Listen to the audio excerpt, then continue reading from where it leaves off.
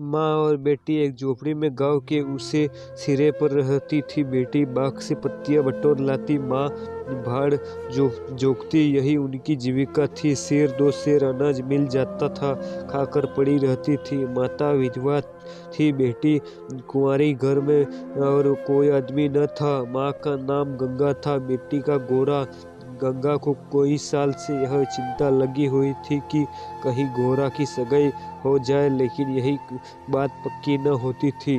अपने पति के मर जाने के बाद गंगा ने कोई दूसरा घर न किया था, न कोई दूसरा धंधा ही करती थी, जिससे लोगों को संदेह हो गया था कि आखिर इसका गुजारा कैसे होता है। और लोग तो छाती फाड़ फाड़ कमा करते हैं, फिर पेट भर अन्न अवश्य नहीं होता।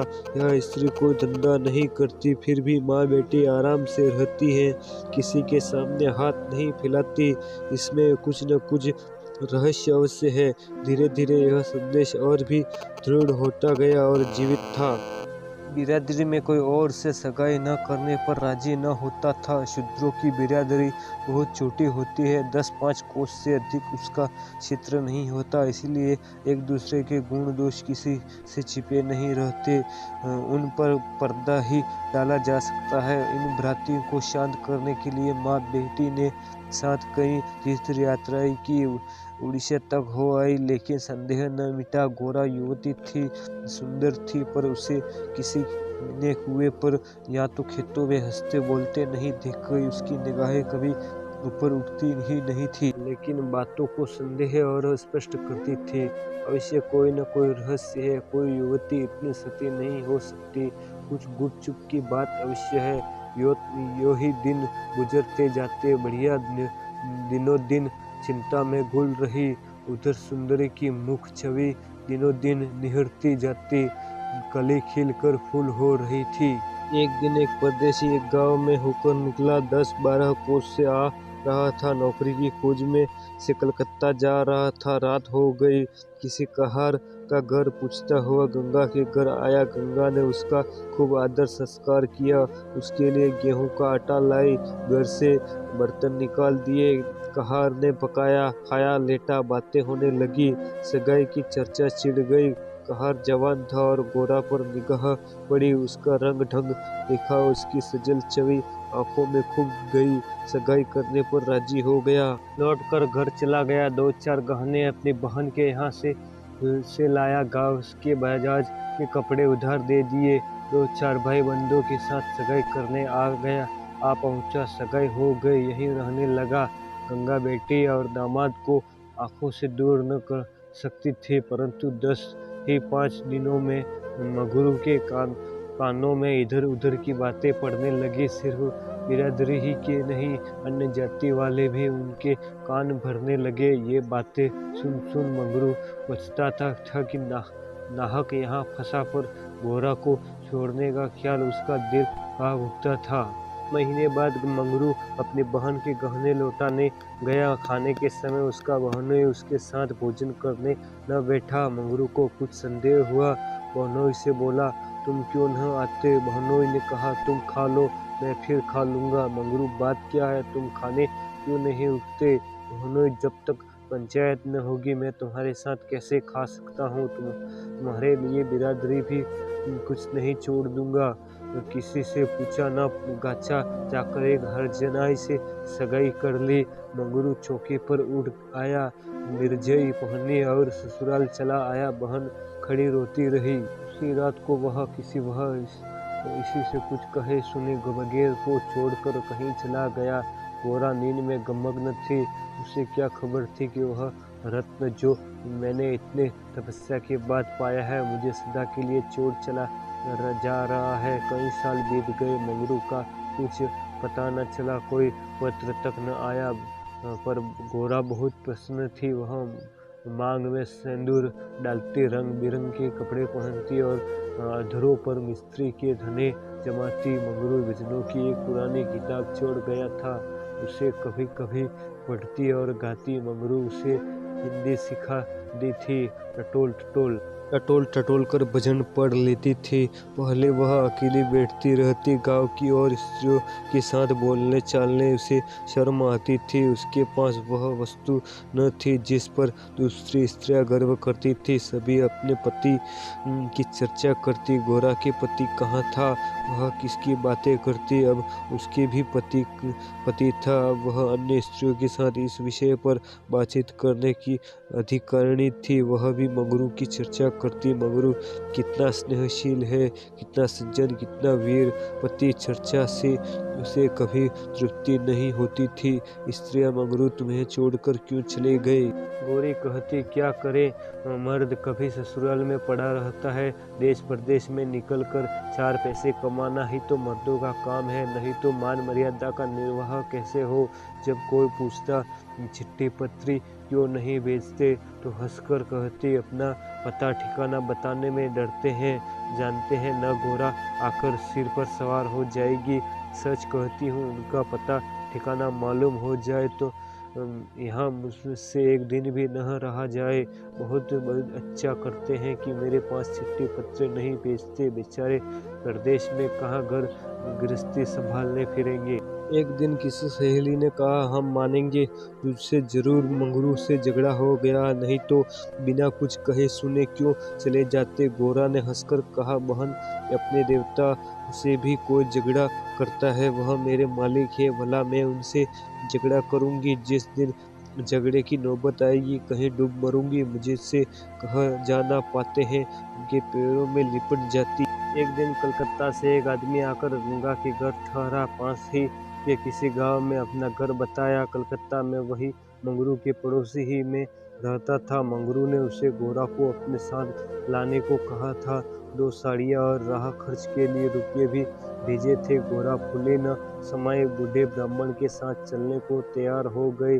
चलते वक्त वह गांव की सब औरतों को गले मिली। गंगा उसे स्टेशन तक पहुंचाने गई। सब कहते थे, बेचारी लड़की के भाग जग गए, नहीं तो यहाँ कूद कूद कर मर जाती। रास्ते पर गोरा सोचती, न जाने वह कैसे हो गए होंगे। अब तो मूछें अच्छी तरह निकल आई होंगी। परदेश में आदमी सुख से रहता है, देह भर आई होगी। बाबू साहब हो गए होंगे। मैं पहले 2-3 दिन उसने बोलूँगी नहीं, फिर पूछूंगी, तुम मुझे छोड़कर क्यों चले गए। अगर किसी ने मेरे बारे में कुछ बुरा भला कहा ही था तो तुमने उसका विश्वास क्यों कर लिया। तुम अपनी आंखों से न देखकर दूसरों की कहने पर क्यों गए। मैं भली हूँ ना या बुरी हूँ, मैं तो तुम्हारी मुझसे तुम दिने रुलाए बारे में अगर इसी तरह किसी कोई और मुझे कहता तो क्या मैं तुमको छोड़ देती। जब तुमने मेरी बाह पकड़ ली तो तुम मेरे हो गए। फिर तुम में लाख ऐब हो मेरी बला से, चाहे तुम फर्क ही क्यों न हो जाओ, मैं तुम्हें छोड़ नहीं सकती। तुम क्यों मुझे छोड़ भागे। क्या समझते थे भागना सहज है। आखिर जग मार कर बुला ही नहीं, कैसे न बुलाते। मैंने तो तुम्हारे ऊपर दया की कि चली आई, नहीं तो कह देती कि मैं ऐसी निर्दयी के पास नहीं जाती। तो तुम आप दौड़े आते, तब करने से देवता भी मिल जाते हैं और सामने खड़े हो जाते हैं। तुम कैसे न आते। तो वह धरती बार बार उद्गिन होकर ब्राह्मण से पूछती, अब कितनी दूर है। धरती के छोर पर रहते हैं क्या। और भी कितनी ही बातें वह पूछना चाहती थी, लेकिन संकोचवश वह पूछ न सकती थी। मन ही मन अनुमान करके अपने को संतुष्ट कर लेती थी। उनका मकान बड़ा सा होगा। शहर में लोग पक्के घरों में रहते हैं। जब उनका घर साहब इतना मानता है तो नौकर भी होगा। मैं नौकर को भगा दूंगी। मैं दिन भर पड़े क्या किया करूंगी। बीच बीच में उसे घर की याद भी आ जाती थी। बेचारी अम्मा रोती होगी। अब उन्हें घर का सारा काम आप ही करना पड़ेगा। न जाने बकरियों को चराने ले जाती है या नहीं। बेचारी दिन भर मैं करती होंगी अपनी बकरियों के लिए। महीने महीने रुपये भेजूंगी। जब कलकत्ता से लौटूंगी तब सबके लिए साड़ियाँ लाऊंगी। तब मैं इस तरह थोड़ी लौटूंगी। मेरे साथ बहुत सा असबाब होगा, सबके लिए कोई न कोई सौगात लाऊंगी, तब तक तो बहुत सी बकरियां हो जाएंगी। यही शुभ स्पंद देखते देखते गोरा ने सारा रास्ता काट दिया। पगली क्या जानती थी कि मेरे मान और कुछ करता के मन कुछ और, क्या जानती थी कि बूढ़े ब्राह्मण के वेश में पिशाच होते हैं। मन की मिठाई खाने से मग्न थी। दूसरे दिन गाड़ी कलकत्ता पहुंची। गोरा की छाती धड़ धड़ करने लगी।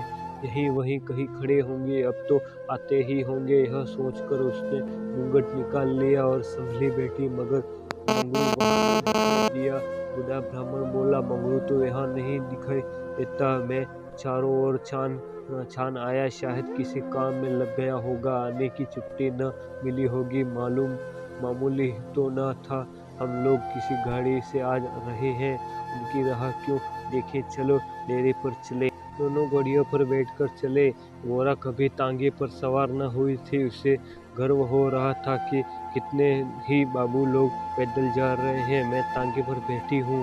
एक क्षण में गाड़ी मंगरू के डेरे पर पहुंची गई। एक विशाल भवन का हाथ साफ सुथरा, साइबान में फूलों के गमले हुए थे। ऊपर चढ़ने लगी। विस्मय, आनंद और आशा से उसे अपनी सुधि न थी। सीढ़ियों पर चढ़ते चढ़ते पैर दुखने लगे। यह सारा महल उसका है, किराया बहुत देना पड़ता होगा। रुपये को तो वह कुछ समझती ही नहीं। उसका हृदय धड़क रहा था। कहीं मंगरू ऊपर से उतरते ना रहे हो। सीढ़ी पर भेंट हो गई तो मैं क्या करूंगी, भगवान करे वह पड़े सोते रहे हो, तब मैं जागूंगी और वह मुझे देखते ही हड़बड़ाकर उठ बैठे। आखिर सीढ़ियों का अंत हुआ। ऊपर एक कमरे में गोरा को ले जाकर ब्राह्मण देवता ने बिठा दिया। यही मंगरू का डेरा था। मगर मंगरू यहाँ भी नदारद कोठरी में केवल एक खाट पर पड़ी थी। एक किनारे दो चार बर्तन रखे हुए थे। यही उनकी कोठरी है तो मकान किसी दूसरे का है। उन्होंने यह कोठरी किराए पर ली होगी। मालूम होता है यह तो बाजार में पूरियां खाकर सो रहे होंगे। यही उनके सोने की खाट है। एक किनारे खड़ा रखा हुआ था। गोरा को मारे प्यास के तालू सूख रहा था। घड़े से पानी उड़ेल कर पिया। एक किनारे पर एक झाड़ू रखा था। गोरा रास्ते की थकी थी, पर प्लेमोस्लास में थकन कहाँ। उसने कोठरी में झाड़ू लगाया, बर्तनों को धो धो कर एक जगह रखा। कोठरी की एक वस्तु यहाँ तक कि उसकी फर्श और दीवारों में उसे आत्मीय की झलक दिखाई देती। उस घर में भी जहाँ उसे अपने जीवन के 24 वर्ष काटे, उसे भी अधिकार का ऐसा गौरवयुक्त आनंद प्राप्त न हुआ था। मगर उस कोठरी में बैठे बैठे उसे संध्या हो गई और मंगरू का कहीं अता पता न। अब छुट्टी मिली होगी सांझ को, अब जगह जगह छुट्टी होती है, वह आ रहे होंगे। मगर बूढ़े बाबा ने उसे कह तो दिया ही होगा। वह क्या अपने साहब से थोड़ी देर की छुट्टी न ले सकते थे। कोई बात होगी तभी तो नहीं आए। अंधेरा तो हो गया। कोठरी में दीपक न था। गोरा द्वारा पर खड़ी पति की बाट देख रही थी। जाने अब बहुत से आदमियों के चढ़ने उतरने की आहट मिलती। बार बार गोरा को मालूम होता था कि वह आ रहे हैं, पर इधर कोई नहीं आता था। 9 बजे बूढ़े बाबा आए। गोरी ने समझा मंगरू है, झटपट कोठरी के बाहर निकल आई। देखा तो ब्राह्मण बोली, वह वहाँ कहाँ गए। बूढ़ा, उनकी तो यहाँ से बदली हो गई। दफ्तर में गया था तो मालूम हुआ कि वह अपने साहब के साथ यहाँ से कोई 8 दिन की राह पर चले गए। उन्होंने साहब से बहुत हाथ पैर जोड़े कि मुझे 10 दिन की मोहलत दे दीजिए, लेकिन साहब ने एक न मानी। मंगरू यहाँ लोगों से कह के लोग आए तो मेरे पास भेज देना, अपना पता दे गए हैं। कल मैं तुम्हें यहाँ से जहाज पर बिठा दूंगा। उस जहाज पर हमारे देश के और बहुत से लोग होंगे, इसलिए मार्ग में कोई कष्ट न होगा। गोरा ने पूछा कि दिन में जहाज पहुंचेगा। बूढ़ा, 8-10 दिन में कम न लगेंगे, मगर घबराने की कोई बात नहीं, तुम्हें किसी बात की तकलीफ न होगी। अब तक गोरा को अपने गांव लौटने की आशा थी। कभी न कभी वह अपने पति को वहां अवश्य खींच ले जाएगी। लेकिन जहाज पर बैठाकर उसे ऐसा मालूम हुआ कि अब फिर माता पिता को न देखूंगी, फिर गांव के दर्शन न होंगे। देश से सदा के लिए नाता टूट रहा है। देर तक घाट पर खड़ी रोती रही। जहाज और समुद्र देखकर उसे भय हो रहा था, हृदय दहल जाता था। शाम को जहाज खुला, उस समय गोरा का हृदय एक अक्षर भर से चंचल हो उठा। थोड़ी देर के लिए नैराश्य उस पर अपना आतंक जमा लिया। न जाने किस देश जा रही हूँ, उनसे भेंट भी होगी या नहीं, उन्हें कहाँ खोजती फिरूंगी, कोई पता ठिकाना भी तो नहीं मालूम। बार बार पछताती थी कि एक दिन पहले क्यों न चली आई। कलकत्ता में भेंट हो जाती तो मैं उन्हें वहाँ कभी न जाने देती। जहाज पर और कितने मुसाफिर थे, कुछ स्त्रियाँ भी थी, उनसे बराबर गाली गलौज होती रहती थी, इसलिए गोरा को उनमें बातों करने का इच्छा न होती। केवल एक स्त्री उदास दिखाई देती थी। गोरा ने उनसे पूछा, तुम कहाँ जाती हो बहन?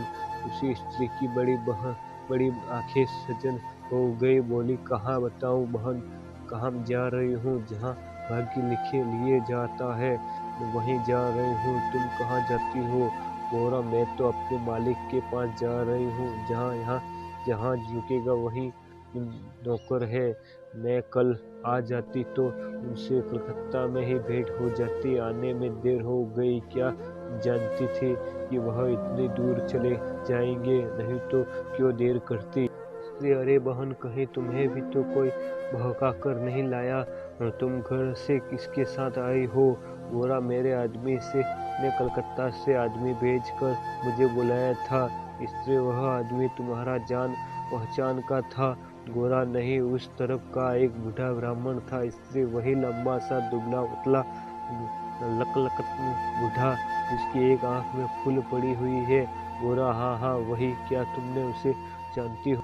स्त्री, उसी दुष्ट ने तो मेरा भी सर्वनाश किया। ईश्वर करे उसकी 7 पुश्तें नरक भोगे, उसका निर्वंश हो जाए, कोई पानी देने वाला भी न रहे, बूढ़ी होकर मरे। मैं उसका वृतांत सुनाती हूँ तो तुम समझोगी कि झूठ की है, कि किसी को विश्वास न आएगा।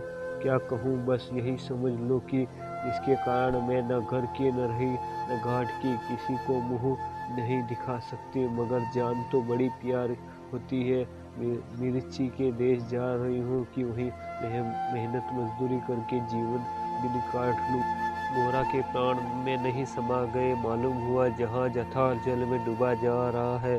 समझ गई बूढ़े ब्राह्मण ने दगा की। अपने गांव में सुना करती थी कि गरीब लोग मिर्च में भर्ती होने के लिए जाया करते हैं, मगर जो वहां जाता है वह फिर नहीं लौटता है। भगवान, तुमने मुझे किस पाप का यह दंड दिया? बोली, यह सब क्यों लोगों को इस तरह चलकर मिर्च भेजते हैं? इससे रुपये के लोभ से और किसके लिए? सुनती हूँ आदमी पीछे सभी को कुछ रुपये मिलते हैं। गोरा सोचने लग, क्या करो, यह आशा नौका जिस बैठी हुई वहां चली जा रही थी, टूटी गई और अब समुद्र की लहरें के सिवा उसकी रक्षा करने वाला कोई और न था। जिस आधार पर उसने अपना जीवन भवन बनाया था वह जलमग्न हो गया। अब उसके लिए जल के सिवा और कहाँ आश्रम है? उसकी अपनी माता की, अपने घर की, अपने गांव की, सहेलियों की याद आती और ऐसे घोर मर्म में वेदना होने लगी मानो कोई सर्प अस्तित्व में बैठा हुआ बार बार डस रहा हो। भगवान, अगर मुझे यही यातना देनी थी तो तुमने जन्म ही क्यों दिया था? तुम्हें देखिया दया नहीं आती? जो पिसे हुए हैं उन्हीं को पीसते हो। करुण स्वर से बोली, तो अब क्या करना होगा बहन? इससे यह तो वहां पहुंचकर मालूम होगा। अगर मजदूरी ही करनी पड़ी तो कोई बात नहीं, लेकिन अगर किसी के कुदृष्टि से देखा तो मैंने निश्चय कर लिया है कि या तो उसी के प्राण लूंगे या अपने प्राण दे दूंगे। यही कहते कहते अपना वृत्तांत सुनाते कि वह उत्कृष्ट इच्छा हुई जो दुखियों को हुआ करती है। बोली, मैं बड़े बड़े घर की बेटी और उसने भी बड़ी घर की बहू। अब अभागिन विवाह के भीतर तीसरे साल पतिदेव का देहांत हो गया। चिंत की कुछ ऐसी दशा हो गई कि नित्य मालूम होता है कि वह मुझे बुला रहे हैं। पहले तो आँख झपकते ही उनकी मूर्ति सामने आ जाती, लेकिन फिर से वह दशा हो गई कि जागृत दशा में भी यह रह रह कर उनके दर्शन होने लगे। बस यही जान पड़ता था कि वह साक्षात खड़े बुला रहे। इसी से शर्म के मारे कहती थी कि, पर मन में यह शंका होती थी कि जब उनका देहावसान हो गया है तो वह मुझे दिखाई कैसे देते हैं। मैं इसे भ्रांति समझकर चित्त को शांत कर सकती। मन कहता था कि वस्तु प्रत्यक्ष दिखाई देती है, वह मिली क्यों न सकती, केवल वह ज्ञान चाहिए।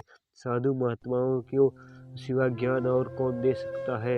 मेरा तो अब भी विश्वास है कि अभी भी एक क्रियाएं हैं जिससे हम मरे हुए प्राणियों से बातचीत कर सकते हैं, उनको स्थूल रूप से देख सकते हैं। आत्माओं की खोज में रहने लगे। मेरे यहाँ अक्सर साधु संत आते थे, उनसे एकांत में ऐसी विषय में बातें किया करते थे, पर वे लोग सदुपदेश देकर मुझे टाल देते। मुझे सदुपदेशों की जरूरत न थी, मैं वैद्य धर्म खूब जानती थी। मैं तो वह ज्ञान चाहती थी जो जीवन और मरण के बीच का पर्दा उठा दे। 3 साल तक मैं इसी खोज में लगी रही। 2 महीने होते हैं वही बूढ़ा ब्राह्मण सन्यासी बना हुआ मेरे यहाँ जा पहुँचा। मैंने इसके वही भिक्षा मांगी, पर इस धूर्त ने कुछ ऐसा मायाजाल फैलाया कि मैं आंखें रहते हुए भी फंस गई। अब सोचती हूँ कि तो अपने ऊपर आश्चर्य होता है कि मुझे उसकी बातें पर इतना विश्वास क्यों हुआ। मैं पति दर्शन के लिए इन सब को झेलने को, सब कुछ करने को तैयार थी। उसने रात को अपने पास बुलाया। मैं घर वालों से पड़ोसियों के घर जाने का बहाना करके इसके पास गई। एक पीतल से उसकी धूल हुई रही थी। उस विमल चांदनी में यह जटाधारी ज्ञान और योग का देवता सा मालूम होता था। मैं आकर धूल के पास खड़ी हो गई। उस समय यदि बाबाजी मुझे आग में कूद पड़ने की आज्ञा देते तो मैं तुरंत कूद पड़ती। इसने मुझे अपने प्रेम में बिठाया और मेरे सिर पर हाथ रखकर न जाने क्या कर दिया। मैं बेसुधी हो गई। फिर मुझे कुछ नहीं मालूम कि मैं कहाँ गई, क्या हुआ। जब मुझे होश आया तो मैं रेल पर सवार थी। जी मैं आया कि चिल्लाऊं, पर यह सोच कि अब गाड़ी रुक भी गई और मैं उतर भी पड़ी तो घर में घुसने न पाऊंगी। मैं चुपचाप बैठी रह गई। मैं अपने परमात्मा की दृष्टि से निर्दोष थी, पर संसार की दृष्टि में कलंकित हो चुकी थी। रात को किसी युवती का घर से निकल जाना कलंकित करने के लिए काफी था। जब मुझे मालूम हो गया कि सब मुझे टापू में भेज रहे हैं तो मैंने जरा भी आपत्ति न की। मेरे लिए अब सारा संसार एक सा है।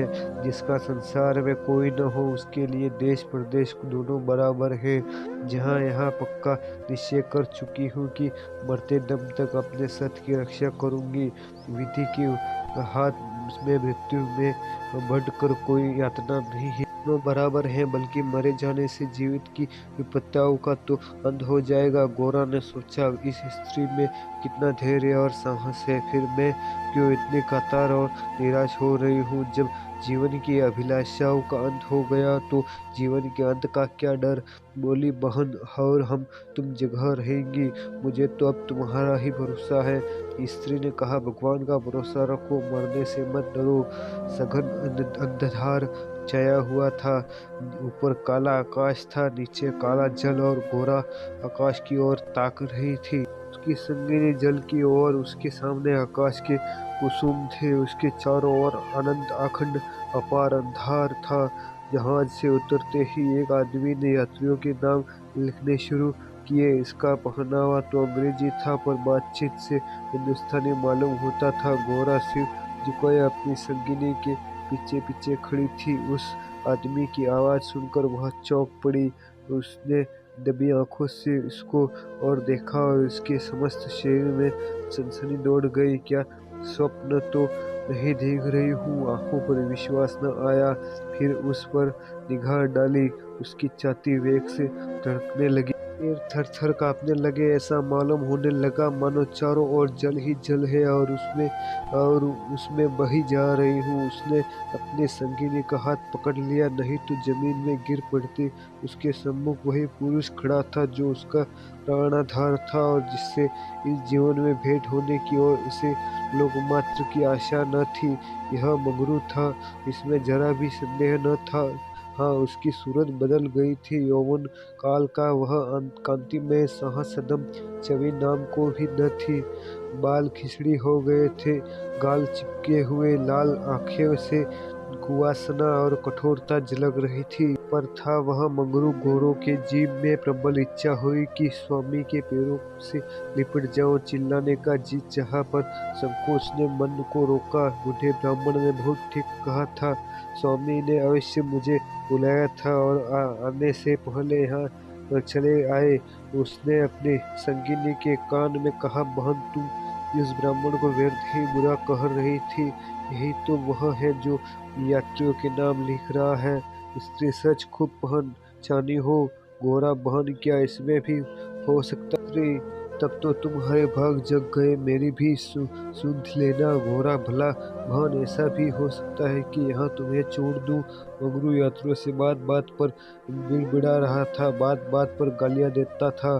कई आदमियों को ठोकर मारे और कईयों को केवल गांव का जिला बता सकने के कारण धक्का देकर गिरा दिया। गोरा मन ही मन बड़ी जाती थी कि साथ ही अपने स्वामी को अधिकार पर उसे गर्व भी हो रहा था। आखिर मंगरू उसके सामने आकर खड़ा हो गया और कचेटपूर्ण नेत्रों से देखकर बोला, तुम्हारा क्या नाम है? गोरा ने कहा, गोरा। मंगरू चौंक पड़ा, फिर बोला, घर कहाँ है? मदनपुर, जिला बनारस। यह कहते कहते हंसी आ गई। मंगरू ने अबकी उसकी ओर ध्यान से देखा, तब लपक कर उसका हाथ पकड़ लिया और बोला, गोरा तुम यहाँ कहाँ? मुझे पहचानती हो? गोरा रो रही थी, मुंह से बात न निकलती। मंगरू फिर बोला, तुम यहाँ कैसे आए? गोरा खड़ी हो गई और आंसू पोंछ डाले और मंगरू की ओर देखकर बोली, तुम्ही ने तो बुलाना भेजा है। मैंने तो 7 साल से यहाँ रहा हूँ। गोरा, तुमने उसे बुढ़े ब्राह्मण से मुझे लाने को नहीं कहा था? मंगरू कह तो रहा हूँ, मैं 7 साल से यहाँ हूँ, मरने पर भी यहाँ से जाऊंगा। भला तुम्हें क्यों बुलाता? गोरा को मंगरू से इस निष्ठुरता का आशा न थी। उसने सोचा, अगर यह सत्य भी हो कि उन्होंने मुझे नहीं बुलाया तो भी इन्हें मेरा यूं अपमान न करना चाहिए था। क्या वह समझते हैं कि मैं इनकी रोटियों पर आई हूँ? यह तो इतने ऊंचे स्वभाव के न थे। शायद दर्जा पाकर इन्हें मन हो गया है। सुलभ अभियान से गर्दन उठाकर उसने कहा, तुम्हारी इच्छा हो तो अब यहाँ से लौट जाऊं, तुम्हारे ऊपर भार बनना नहीं चाहती। मंगरू कुछ लज्जित होकर बोला, अब तुम यहाँ से लौट नहीं सकती। गोरा, यहाँ आकर बिरला ही कोई लौटता है। यह कहकर कुछ देर चिंता में मग्न खड़ा रहा, मानो संकट में पड़ा हुआ हो कि क्या करना चाहिए। उसकी कठोर मुखाकृति पर दीनता का रंग झलक पड़ा। तब कातर स्वयं से बोला, जब आ ही गई हो तो रहो, जैसे कुछ पड़ेगी देखी जाएगी। गोरा, जहाज फिर कब लौटेगा? यहाँ से 5 बरस के पहले नहीं जा सकते। गोरा, क्यों, क्या कुछ जबरदस्ती है? मंगरू, हाँ, यहाँ का यही हुक्म है। गोरा, तो फिर मैं अलग मंजूरी करके अपना पेट पालूंगी। मंगरू ने सहज नेत्र होकर कहा, जब तक मैं जिंदा हूँ तुम मुझसे अलग नहीं रह सकती। गोरा, तुम्हारे ऊपर भार बनकर न रहूंगी। मंगरू, मैं तुम्हें भार नहीं समझता गोरा, लेकिन यह जगह तुम जैसी देवियों के रहने लायक नहीं है। नहीं तो अब तक मैंने तुम्हें का बुला लिया होता। बूढ़ा आदमी जिसने तुम्हें बहकाया मुझे घर से आते समय पटने में मिला था और जैसे देखकर मुझे यहाँ भर्ती करा दिया, तब से यहीं पड़ा हूँ। चलो मेरे घर में रहो, वहाँ बातें होंगी। यह दूसरी औरत कौन है? गोरा, यही मेरी सखी है। इन्हें भी बूढ़ा भौंका लाया। मगर यह तो किसी कोठी में जाएगी। इन सब आदमियों की बाँट होगी। जिसके हिस्से में जितने आदमी आएंगे उतने हर एक कोठी में भेजे जाएंगे। गोरा, यह तो मेरे साथ रहना चाहती है। अच्छी बात है, इन्हें भी लेती चलो। यात्रियों रुको, नाम तो लिखे जा चुके हैं। मंगरू ने उन्हें अब चपरासी को सौंपकर दोनों औरतों के साथ घर की राह ली। दोनों ओर सघन वृक्षों की कतारें थी, जहाँ तक निगाहें जाती रुख ही रुख दिखाई देती थी। समुद्र की ओर से शीतल निर्मल वायु के झोंके आ रहे थे, अत्यंत सुदम्य और दृश्य पर मंगरू की निगाह उस ओर थी। वह भूमि की ओर ताकता, सिर झुकाए सुगंध चावला की सड़ा जा रहा था, मानो मन ही मन कोई समस्या का हल कर रहा हो। दूर गए थे कि सामने से दो आदमी आते हुए दिखाई दिए। समीप आकर दोनों रुके और एक ने हंसकर कहा, मंगरू, इनमें से एक हमारी है। दूसरा बोला, और दूसरी मेरी। मंगरू का चेहरा तपतपा उठा और भीषण क्रोध से कांपता हुआ बोला, यह दोनों मेरे घर की औरतें हैं। गए इन दोनों ने जोर से कहा मारा और एक ने घोड़ा के समीप आकर उसका हाथ पकड़ने की चेष्टा करके कहा, यह मेरी है, चाहे तुम्हारे घर की हो या चाहे बाहर की। अच्छा, हमें चकमा देते हो। मंगरू कासिम, इन्हें मत छेड़ो, नहीं तो अच्छा ना होगा। मैंने कह दिया मेरे घर की औरतें हैं। मंगरू की आंखों से अग्नि की ज्वाला से निकल रही थी। वह दानों के उसके मुख का भाव देखकर कुछ सहम गए और समझ लेने की धमकी देकर आगे बढ़े, किंतु मंगरू के अधिकार क्षेत्र से बाहर पहुंचते ही एक ने पीछे से ललकार कर कहा, देखो कहाँ ले जाते हो। मंगरू ने इधर ध्यान न दिया, जरा कदम बढ़ाकर चलने लगा, जैसे संध्या के समय में हम कब्रिस्तान के पास से गुजरते हैं। पर यह शंका होती है कि कोई शब्द कान में न पड़ जाए, कोई सामने आकर खड़ा न हो जाए, कोई जमीन के नीचे से कफन ओढ़े उड़ न खड़ा हो। घोड़ा ने कहा, ये दानव बड़े शवदे थे मंगरू, और मैं किसके लिए कह रहा था कि यह जगह तुम जैसी स्त्री के लिए रहने लायक नहीं है।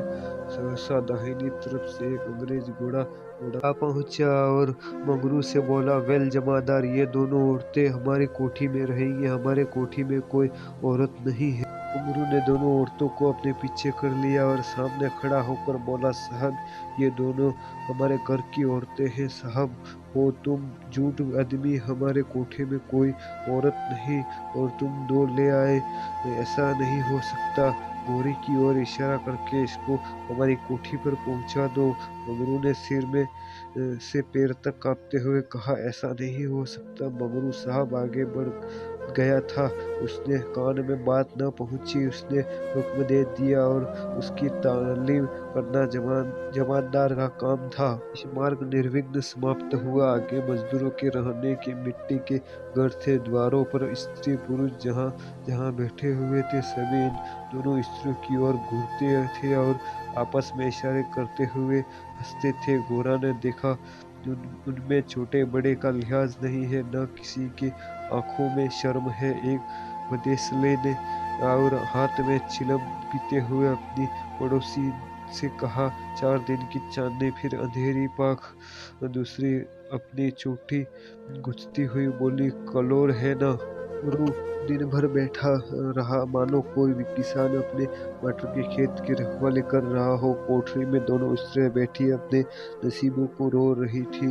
इतनी देर में दोनों को यहाँ की दशा का परिचय कराया गया। दोनों भूखी प्यासी बैठी थी। यहाँ का रंग देखकर भूखी प्यास सब भाग गई थी। रात के 10 बजे होंगे कि एक सिपाही ने आकर मंगरू से कहा, चलो, तुम्हें जंडा साहब बुला रहे हैं। मंगरू ने बैठे बैठे कहा, देखो नब्बी, तुम भी तुम्हारे देश के आदमी हो, कोई मौका पड़े तो हमारी मदद करोगे ना। से कह दो मंगरू कहीं गया है, बहुत लोग जुर्माना कर देंगे। नब्बी, न भैया, गुस्से में भरा बैठा है, पिए हुए है, कहीं मार चले तो बस, चमड़ा इतना मजबूत न है। मंगरू, अच्छा तो जाकर कह दो नहीं आता। नब्बी, मुझे क्या जाकर कह दूंगा, पर तुम्हारी खैरियत न के बंगले पर चला। यही वहाँ साहब थे जिनसे आज मंगरू की भेंट हुई थी। मंगरू जानता था कि साहब से बिगाड़ करके यहाँ एक क्षण भी निर्वाह नहीं हो सकता। जाकर साहब के सामने खड़ा हो गया। साहब ने दूर से एक डांट और औरत कहा, तुमने उसे अपने घर में क्यों रखा है? मंगरू, हुजूर, वह मेरी ब्याहता औरत है। साहब, अच्छा, वह दूसरा कौन है? मंगरू, वह मेरी सगी बहन है हुजूर। साहब, हम कुछ नहीं जानता, तुमको लाना पड़ेगा। दो में से कोई दो कोई। मंगरू पैरों पर गिर पड़ा और रो रो कर अपनी सारी राम कहानी सुना गया। पर साहब जरा भी न पसीजे। अंत में वह बोला, हुजूर, वह दूसरी औरत की तरह नहीं है। अगर यहाँ आ भी गई तो प्राण दे देगी। साहब ने हंसकर कहा, हो जान देना इतना आसान नहीं है नब्बे। मंगरू, अपनी दाव रोते क्यों हो? तुम हमारे घर नहीं घुसते थे, अब भी जब गात पाते हो जा पहुँचते हो, अब क्यों रोते हो? ओ, यह बदमाश है, अभी जाकर लाओ, नहीं तो तुमको हंटरों से पीटेगा। मंगरू, हुजूर, जितना चाहो पीट ले, मगर तुम मुझसे यह काम करने को कह रहे हो, मैं तो जीते जी नहीं कर सकता। एजेंट, हम 100 हंटर मारेंगे। एजेंट नशे में चूर था। हंटर लेकर मंगरू पर पील पड़ा और लगा सड़ासड़ जमाने। 10-12 कोड़े मंगरू ने धैर्य के साथ सहे, फिर हाय हाय करने लगा। देह की खाल फट गई थी और मांस पर चाबुक पड़ता था तो बहुत जख्म करने पर भी कंठ से आत की ध्वनि निकल आती थी। और अभी 100 कुछ 15 चाबुक पड़े थे। रात के 10 बज गए थे। चारों ओर सन्नाटा छाया था और उस नीरव अंधकार में मंगरू का करुण विलाप किसी पक्षी की वहते आकाश में गूंजता रहा। और वृक्षों के समूह भी बुद्ध से खड़े मौन रोने की मूर्ति बने हुए थे। यह पाषाण हृदय लंपट विवेक शून्य जमादार इस समय एक अपरिचित स्त्री के सतीत्व की रक्षा करने के लिए अपने प्राण तक देने को तैयार था, केवल इस नाते कि यह उसकी पत्नी की संगिनी थी। वह समस्त संसार की नजरों में गिरना गवार कर सकता था, पर अपनी पत्नी की भक्ति पर अखंड राज्य करना चाहता था। इसमें अवगुण मात्र की कमी थी। उसके लिए अहंस की अलौकिक भक्ति के सामने उसके जीवन का क्या मूल्य था? ब्राह्मणी तो जमीन ही सो गई थी, पर गोरा बैठी प्रति बाट जो रही थी। अभी तक वह मुझसे कोई बात नहीं कर रही सही। 7 वर्षों की विपत्ति कथा कहने और सुनने के लिए बहुत समय की जरूरत थी, और रात के सिवा वह समय फिर कब मिला सकता था? जो ब्राह्मणी पर कुछ क्रोध सा आ रहा था कि यह क्यों मेरे गले का हार हुई, इसी के कारण तो वह घर में नहीं आ रहे हैं।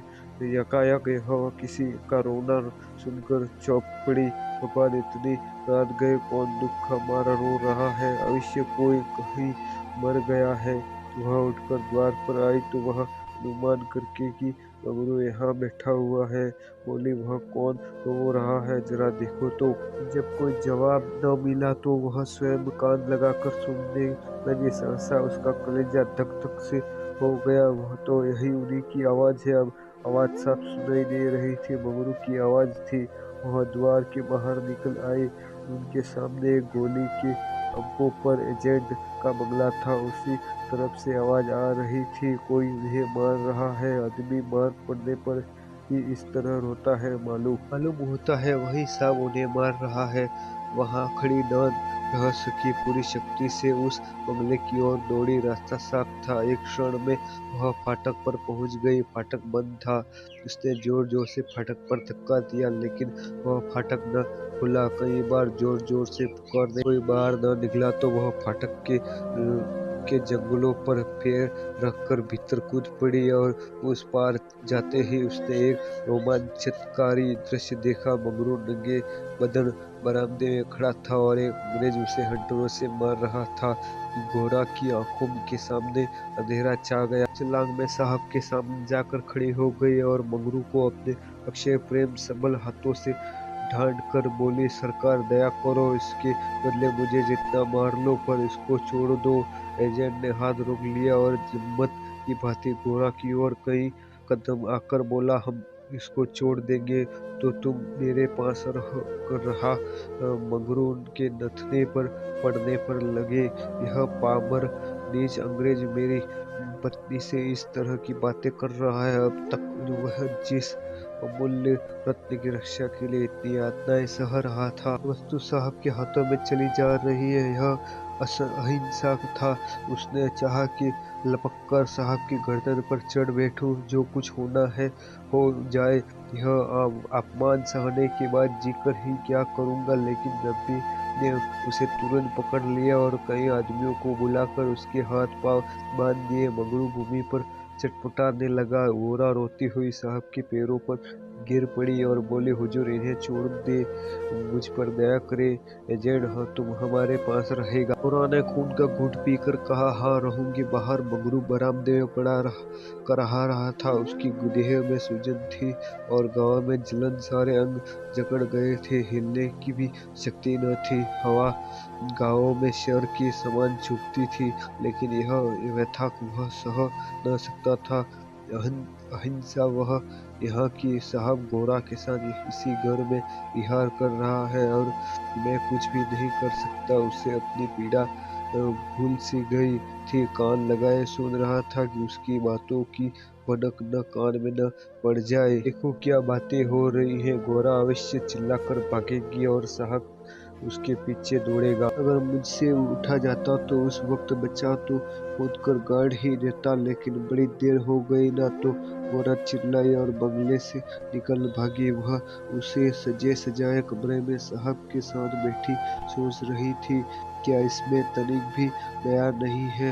मंगरू का पीड़ा कुंदन सुनकर उसके हृदय के टुकड़े हुए जाते थे। क्या इसके अपने भाईबंद माँ बहन नहीं थे?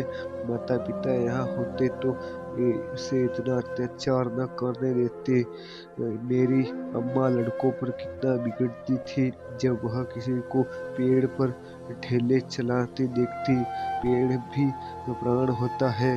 क्या इसकी माता इसके एक आदमी के प्राण लेते देखकर भी इसे मना न करती।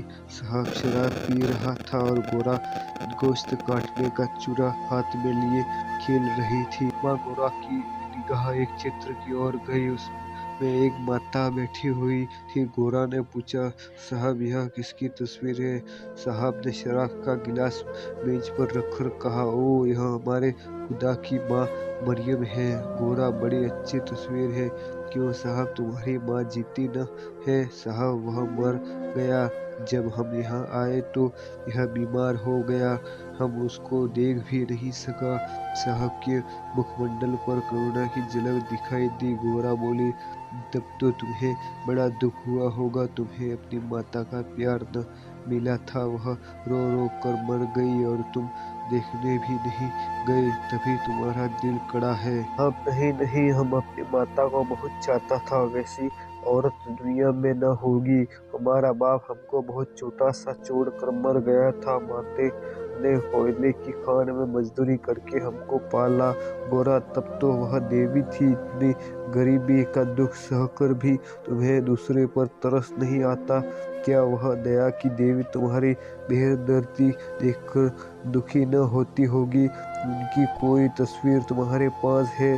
साहब, ओ हमारे पास उनके कई फोटो हैं। देखो वह उन्हीं की तस्वीर है, वह दीवार पर। ने समीप जाकर तस्वीर देखी और करुणा स्वर में बोले, सचमुच देवी थी। जान पड़ता है दया की देवी है।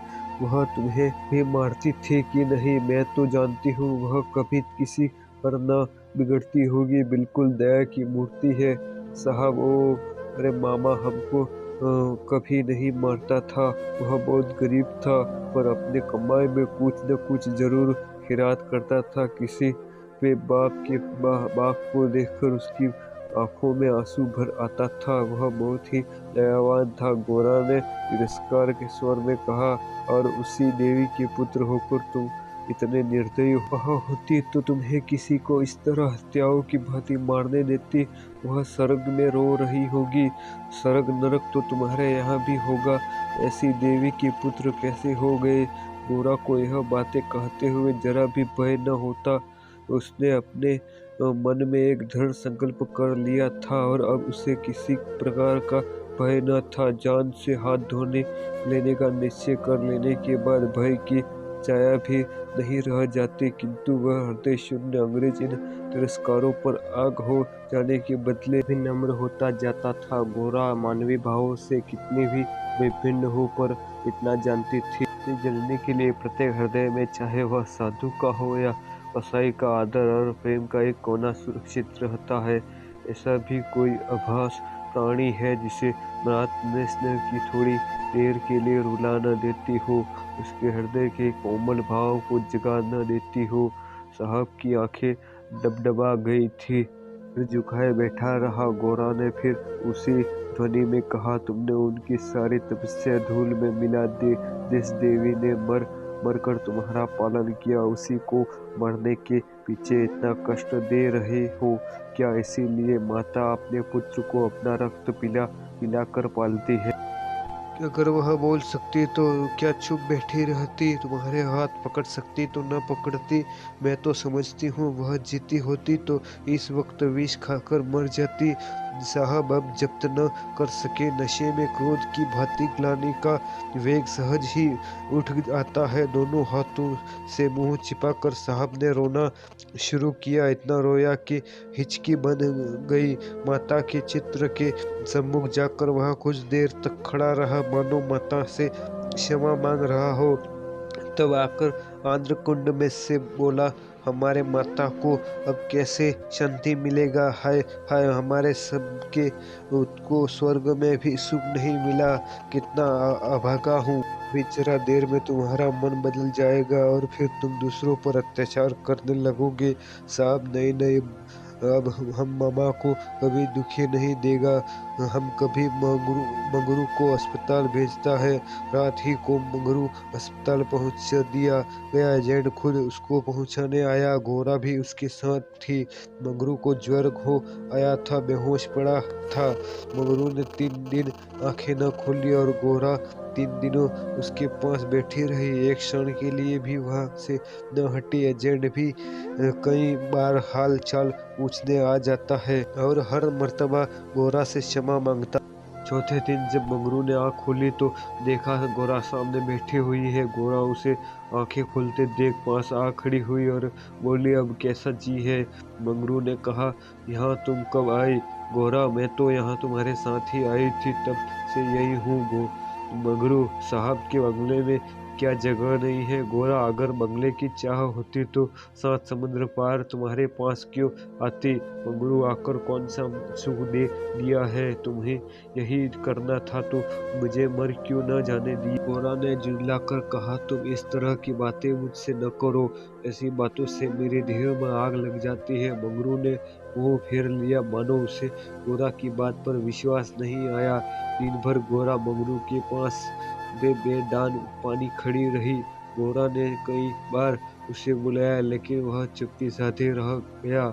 यह संदेह युक्त निराधार कोमल हृदय गोरा के लिए गहन सा था।